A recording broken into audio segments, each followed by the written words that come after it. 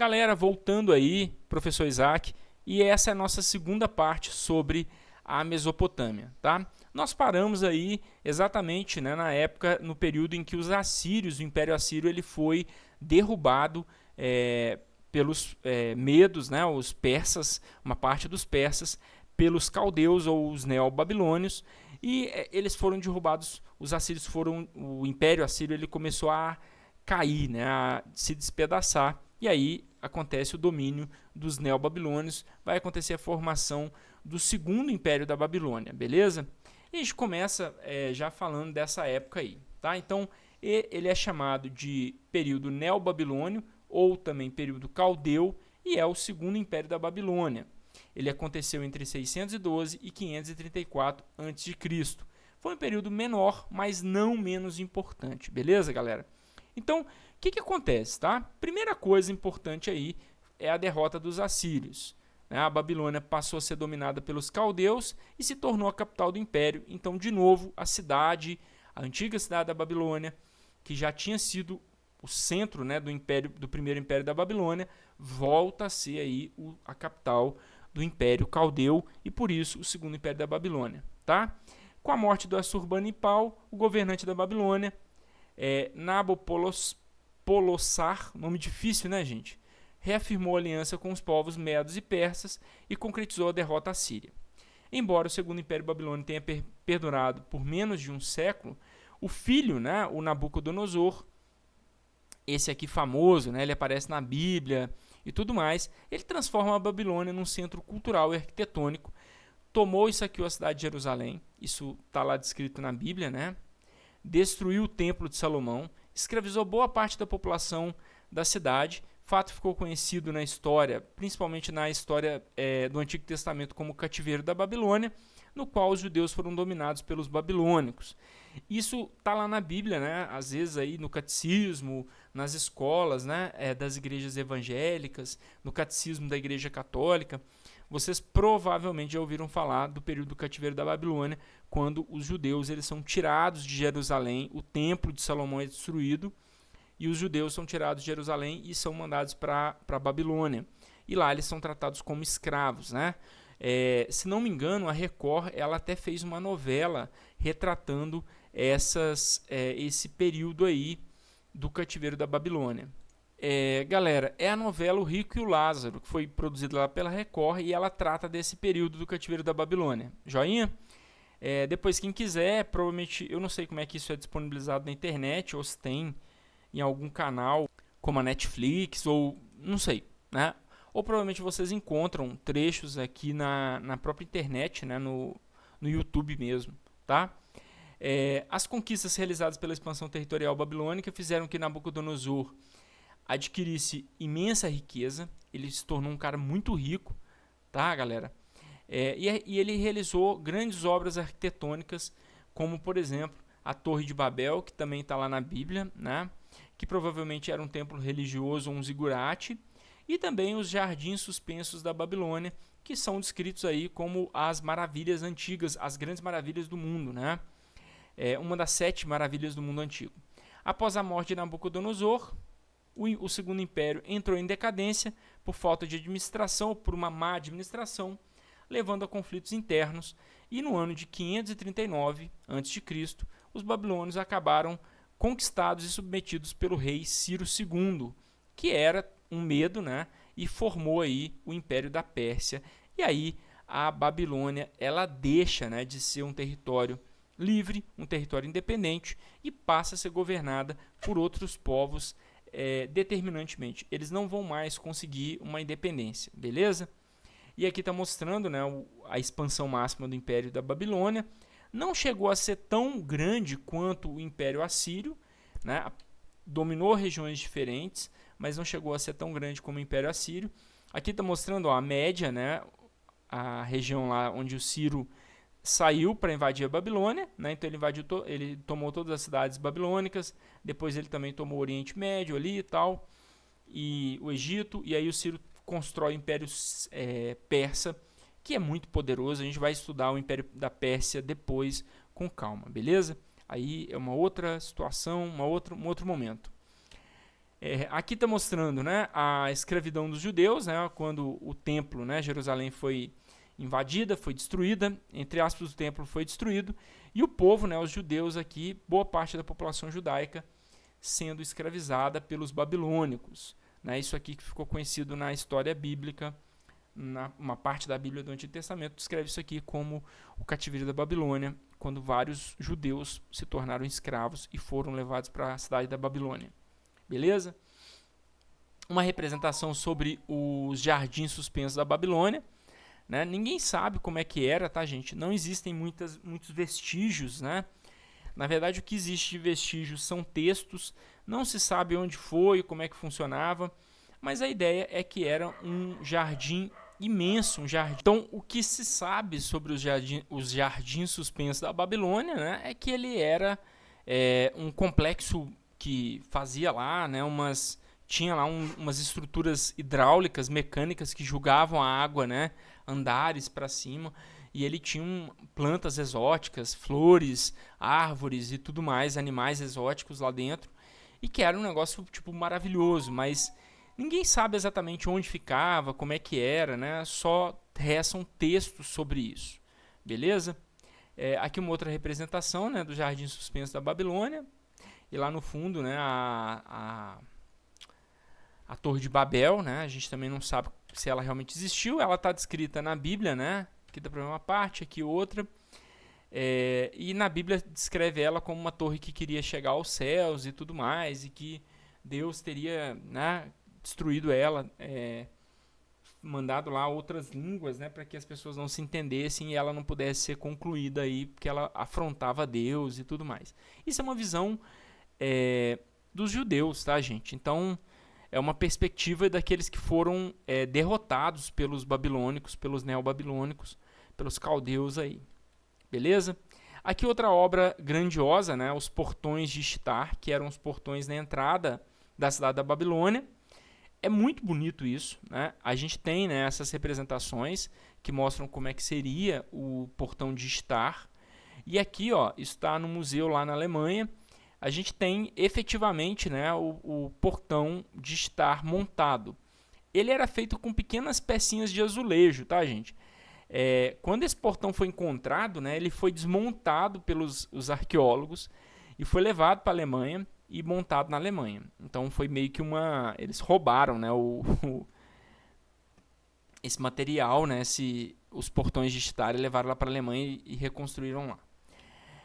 Aqui está mostrando mais ou menos como é que funcionava, né, os portões de Ishtar, e aí você teria, né, jardins, tal, o templo, o zigurate e tudo mais, e aqui o rei, né, o Nabucodonosor, o rei mais importante aí desse período do segundo reinado, tá?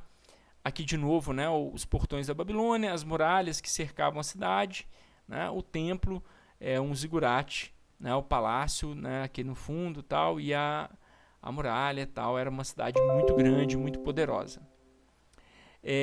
Agora a gente vai falar um pouquinho da divisão social. Era uma sociedade muito complexa, a gente sabe disso. Em cima, né, no topo da pirâmide, a gente tinha um rei, né, que era aquele que comandava, e abaixo a gente tinha essas classes que estão aqui de laranja, são as classes mais ricas, né, e eles são um grupo menor, mas são o grupo que dirige a cidade, ou seja, que lidera a cidade, que faz com que a cidade funcione.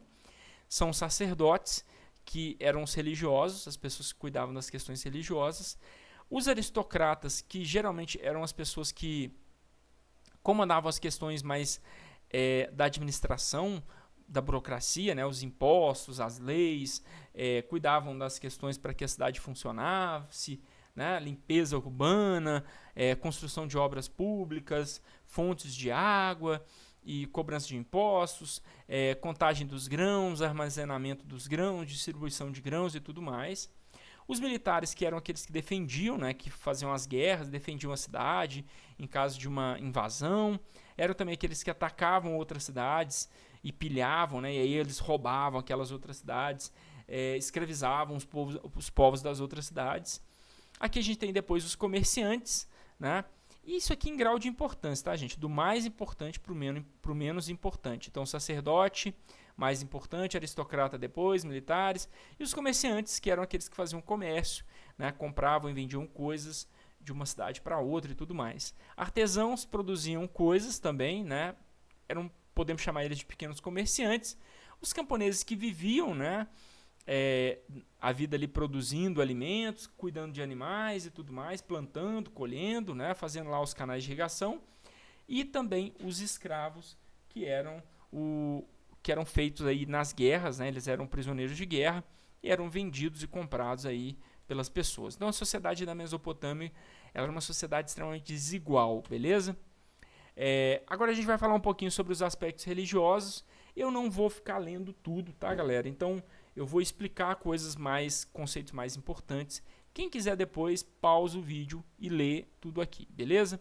Então, primeira informação importante, os mesopotâmios eram politeístas. O que isso significa? Eles acreditavam em vários deuses, tá? Isso aqui é o contrário de monoteísta. Monoteísta é quando uma sociedade acredita em um único só Deus, ok? Isso é muito importante que vocês guardem essa informação. Outra informação importante sobre os aspectos religiosos, tá, gente? É que os deuses, eles eram representados com forma humana, né? Então eles tinham a imagem deles era muito parecida com a nossa, mas muitas das vezes, a maior parte das vezes, eles eram representados também com partes de animais. Então é o que a gente chama de antropozomorfismo. O que significa isso? Ele tinha forma de animal e de homem ao mesmo tempo. Eu vou mostrar imagens para vocês entenderem o que era, tá? Os mesopotâmios também eles acreditavam, né, que existiam heróis, que existiam demônios, né, forças do mal, né, e gênios, né, entidades que podiam ser encontradas, e aí os deuses eles podiam ser bons e podiam ser maus também, eles podiam abençoar a humanidade, como também eles podiam castigar a humanidade. Eles acreditavam também em adivinhações, rituais mágicos, né, então eles acreditavam em muitas coisas desse sentido. Cada cidade, né, eles tinham o seu deus protetor. Então, por exemplo, cada cidade você tinha um deus que era adorado mais, né? Então, em cada uma dessas cidades você tinha, por exemplo, uma cidade adorava Marduk, uma cidade adorava Ishtar, como eu acabei de falar dos portões lá da Babilônia, que eram os portões de Ishtar, que é uma deusa, né? Então, você atribuía ali uma representação a um determinado deus que aquela cidade tomava como se fosse um padroeiro, né? Para os católicos, por exemplo. Você tem lá a padroeira do Brasil, Nossa Senhora da Aparecida. Não que Nossa Senhora da Aparecida seja deusa, tá, gente? Não é isso que eu estou dizendo. Eu estou só dizendo que eles adotavam os deuses como padroeiros das cidades. É só essa pequena semelhança que eu estou dizendo para vocês entenderem. E os lugares, né, os templos religiosos, eram chamados por eles como zigurates. Ou seja, né, eram cidades, eram templos, como se fosse uma igreja, como se fosse um templo, era onde aconteciam os ritos religiosos e tudo mais, tá?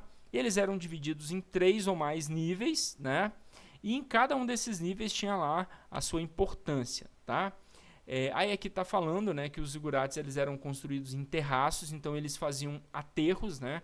Construíam arrimos e ali eles enchiam de terra para fazer os andares superiores, né? Na parte de cima ficava o salão, as salas do templo, onde tinha as cerimônias, oferendas e sacrifícios, e na sala mais alta, né, a capela central, era onde acontecia, né, onde tinha a morada do deus ou da deusa que era cultuada naquele zigurate. Então, cada zigurate ele era em devoção de um deus específico, tá? Dentro do templo também tinha uma área dedicada ao artesanato, à educação, ela ali que as pessoas, era onde tinha entre aspas, uma escola onde as pessoas aprendiam a escrever, a ler, tal. Isso não era para todo mundo, eram obviamente a elite da sociedade mesopotâmia. E ali também no zigurate você tinha onde os doentes eram tratados, tá? E era uma espécie de um hospital, se a gente pode chamar dessa maneira, beleza? E também os zigurates eram onde eles faziam as observações astronômicas, observavam as estrelas, né? E aí eles faziam lá os calendários através das estrelas. Eu já tinha explicado isso para vocês quando eu expliquei lá sobre os calendários. Por que era tão importante para esses povos egípcios, mesopotâmicos, terem um calendário muito preciso, né? E aí observava as estrelas para fazer esse calendário, exatamente para eles saberem quando acontecia a época do ano que eles estavam e quando aconteceria as cheias e as vazantes. Porque se eles plantassem na época errada, imagina, pensa comigo, se eles plantam um pouquinho tarde e aí a próxima cheia chega antes deles colherem o trigo, por exemplo, eles perdiam toda a plantação e o povo ia morrer de fome. Então eles precisavam saber exatamente a época certa de plantar, e para isso precisavam observar as estrelas, né? Obviamente porque o calendário deles era um calendário lunar, né? Então eles tinham que observar lá as fases da lua e tudo mais para saber em que época do ano eles estavam, como é que as coisas funcionavam. Eles acreditavam, tá, gente, que os deuses eles tinham grande influência na vida das pessoas, então muitas coisas, né? Se a pessoa ela tinha uma vida ruim, ela atribuía a uma maldição dos deuses. Se ela tinha uma vida boa, eles atribuíam isso a uma benevolência dos deuses. Eles sempre acreditavam assim, tá, gente? Haviam festejos, ritos, né? Que eram obrigação do rei. Então o rei ele tinha uma representação também sagrada. Ele era visto como representante do deus, né? Ou da deusa na terra. E ele tinha que presidir os festivais religiosos. Existiam estátuas dos deuses, né, deuses e deusas no interior dos zigurates. E os mesopotâmios, eles acreditavam que as estátuas emanavam a própria presença dos deuses. Por isso, as estátuas recebiam culto diário dos sacerdotes, o que incluía trocar suas vestes, dar banho, oferecer comida a essas estátuas. Eles achavam, tá, gente, que o Deus, de alguma maneira, ele encarnava nas estátuas. Eles pensavam assim também, tá? Aqui está mostrando, né, um zigurate, né? Então, essa parte toda aqui, ó, ela é um terraço. Então, isso aqui está tudo cheio de terra. Deixa eu mudar para a mãozinha aqui para vocês verem com mais tranquilidade, tá? Tudo cheio de terra. Agora, aqui tem as escadarias, ó, 2 escadarias. E aqui você tem já o prédio. Então, essas partes aqui, você tem artesanato, hospital, escola, onde os clérigos, né, os sacerdotes moravam. E aqui em cima, a capela central, que era onde estava a estátua do deus, onde eles cultuavam o deus e tudo mais. Beleza? Aqui está mostrando, né, os zigurates eram construções bem grandes mesmo, né? Alguns acreditam que haviam jardins, né, em cima lá nos zigurates, tá? E na parte de baixo dos zigurates geralmente acontecia o comércio, tá, galera? As pessoas faziam comércio lá. Aqui mostra uma outra imagem, né, com os zigurates e a cidade ao redor dos zigurates, né? Então as pessoas lá fazendo suas tarefas diárias, o comércio lá embaixo e o zigurate, a capela lá em cima, é uma figura imponente, né? Aqui uma representação de um sacerdote, uma sacerdotisa fazendo o rito, né? E a estátua de um deus lá em cima, né? E o deus, a estátua, pelo menos, ela era sempre maior do que o ser humano, mostrando a grandiosidade do deus ou da deusa. E ela recebia cultos diários, né? Era queimado incenso e tudo mais, aquela coisa toda. Joinha? A escola, né? Então as pessoas aprendiam lá a escrever, as tabuinhas de argila. Os selos, ó, isso aqui eram selos cilíndricos que eles colocavam sobre a argila e rolavam. Então, por exemplo, o rei queria fazer uma lei lá e queria que todo mundo soubesse. Aí ele mandava fazer um selo desse, um selo cilíndrico, e ele só rolava sobre a argila e aí você deixava lá as marcas e facilitava um pouco o serviço. E ali os escribas, né? Aqui está mostrando o cara rolando, ó, legal, né? Os escribas escrevendo também com a escrita cuneiforme e tudo mais.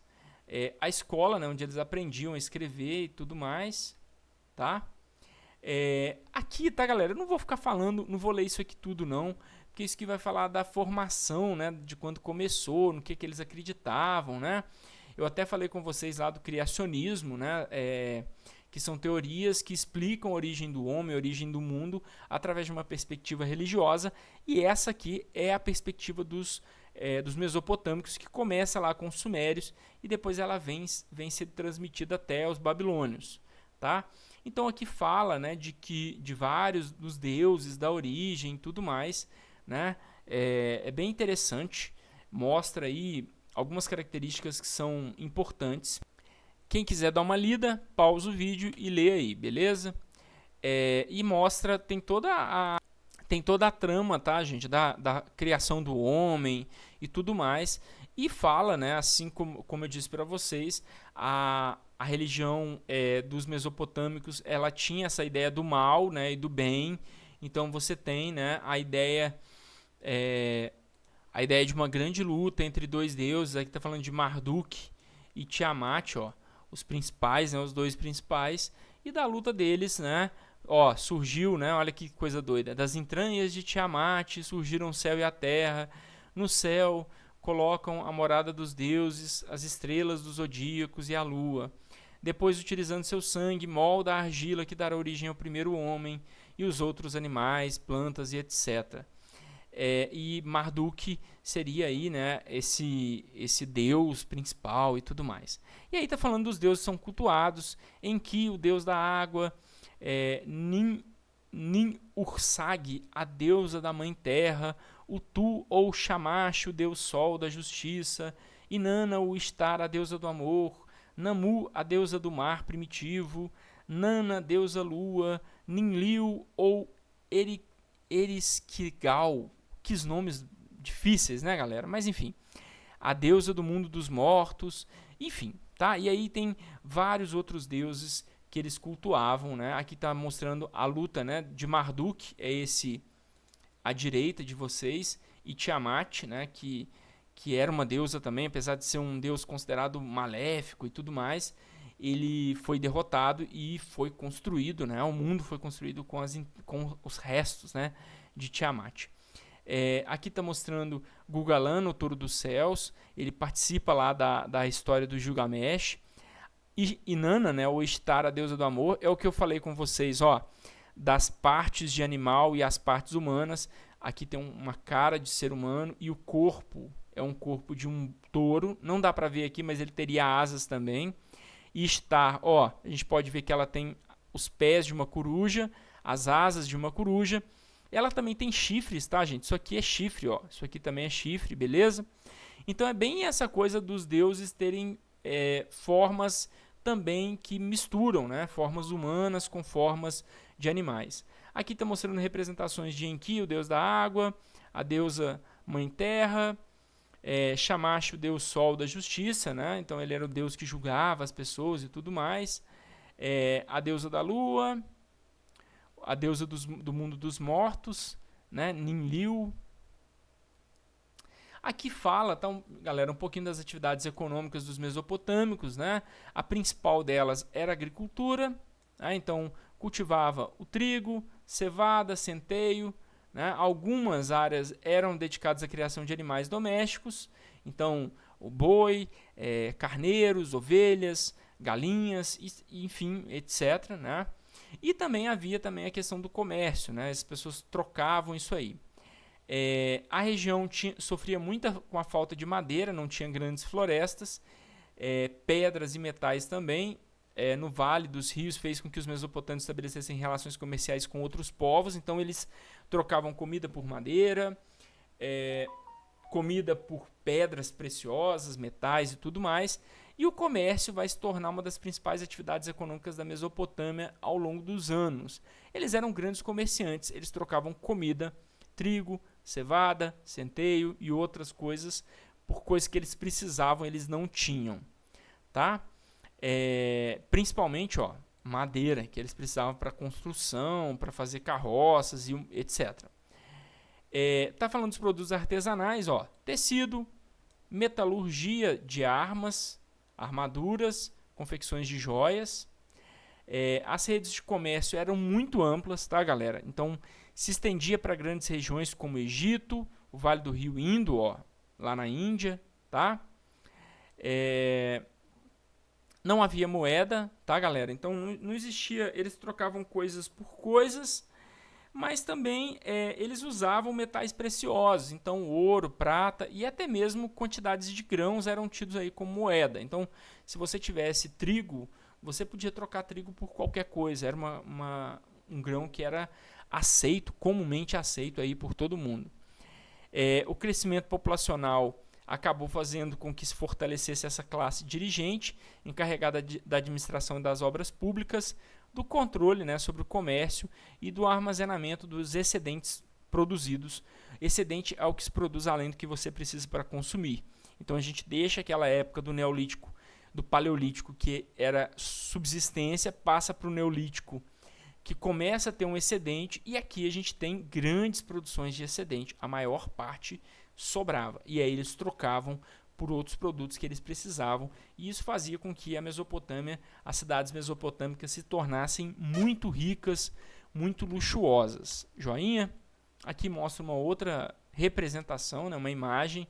Vocês podem ver aqui um zigurate, ó, um templo religioso, as cidades, né, construções de 2, 3 andares, os canais, ó, né, a questão do comércio que vinha, né, pelos canais, pelo rio, né, e lá, ó, seguem a mãozinha lá, ó, tá vendo? Canais de irrigação irrigando campos, né? Então grandes cidades se formavam ali nessas regiões.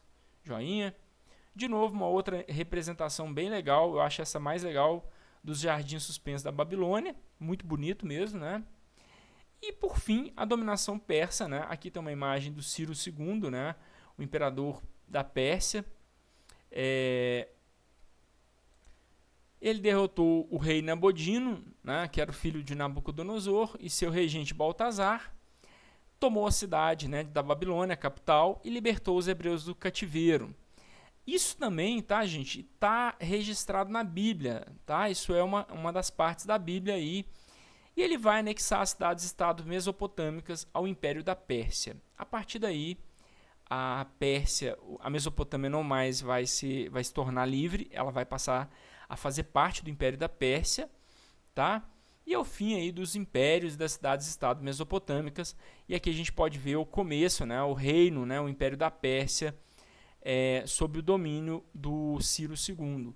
Ele formou aí começou o Império da Pérsia e depois os seus descendentes, né, Cambises, Dario, Xerxes, eles vão aí estender o seu território muito mais. E a gente termina esse vídeo, tá, galera? Terminamos então a matéria sobre Mesopotâmia. Eu só estou devendo vocês agora, mas eu vou mandar aí um link para vocês de um vídeo de um outro canal que fala sobre a epopeia de Gilgamesh, que é sobre a história do Gilgamesh, que é bem interessante, beleza? Grande abraço, estudem, tá? Anotem, façam anotações aí quem quiser, né? E não deixem a peteca cair, né? Vamos se manter firme aí estudando, beleza? Abraço, fiquem bem e até mais. Falou, tchau, tchau.